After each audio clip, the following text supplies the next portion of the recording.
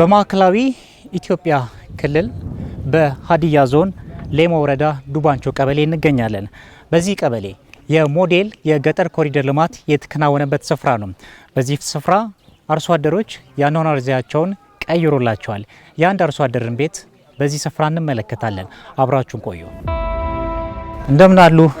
ሰላም ኖት? ደህና መጡ? እግዚአብሔር ይመስገን። እሺ፣ እንደምን አሉ? ስሞት ማን ልበል? ደሳለኝ ደፋር። እሺ፣ አርሶ አደር ደሳለኝ።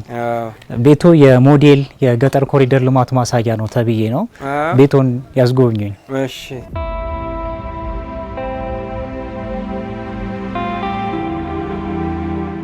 ድሮ እንዲህ አልነበረንም። ከዚህ 5 ወር በፊት ማለት ነው።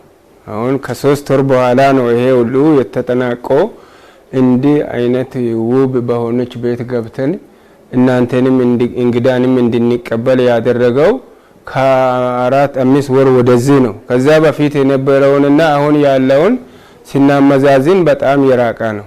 ከዚህ በፊት የነበርነው እዛ ጎጆ ቤት ይታያለች። እዛ ጎጆ ቤት ከብትና ሰው ልጆችም ኩሽናም ጋዳ እቃ ማስቀመጫም የእንግዳ አልጋም እኛ በአንድ ላይ ነበር የምንኖረው።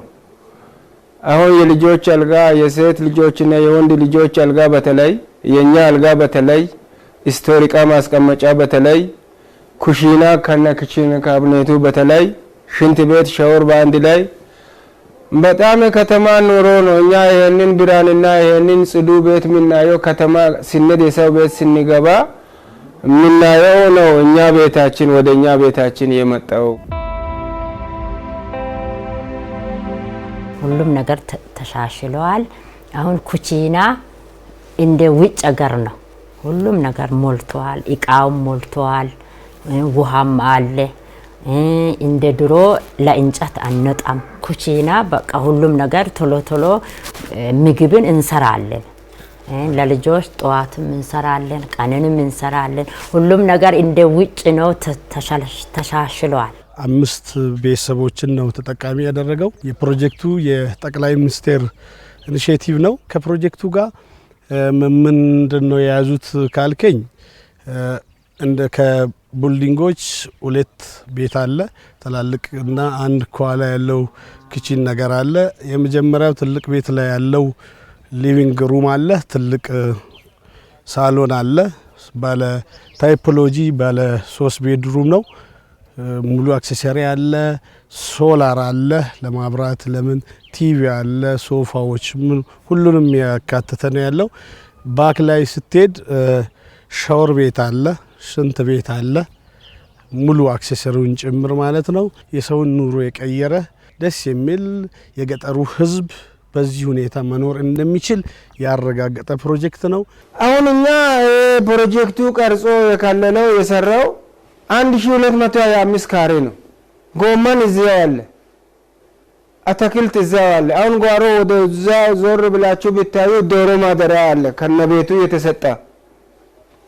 እንቁላል እዛ ይጥላሉ። እንቁላል እንበላለን፣ አቮካዶ እንበላለን።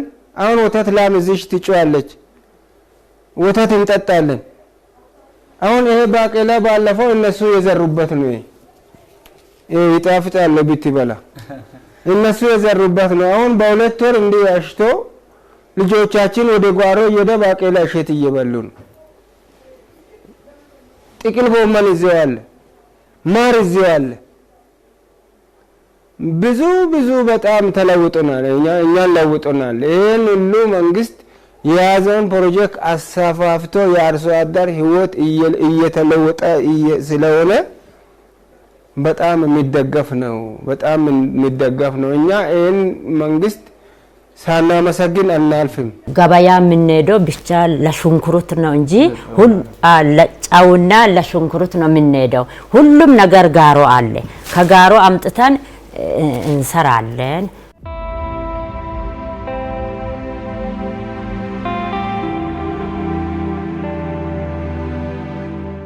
ልጅ ያጣሰው አንድ ወንድ ልጅ ሲወልድ ሲደሞ ይላል።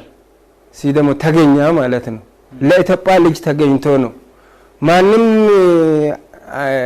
መሪ ማንም ንጉስ የአርሶ አደር እንኳን ወረዳ እንኳን ዞን የአርሶ አደርን ማሳ ገብቶ ባቄላ ዝሩ፣ ጎመን ትከሉ፣ ወተት ጠጡ፣ እንቁላል ብሎ የሚል መንግስት እኔ በአባቶቻችን ዘመን አላገኘንም። ስለዚህ እግዚአብሔር ይርደው።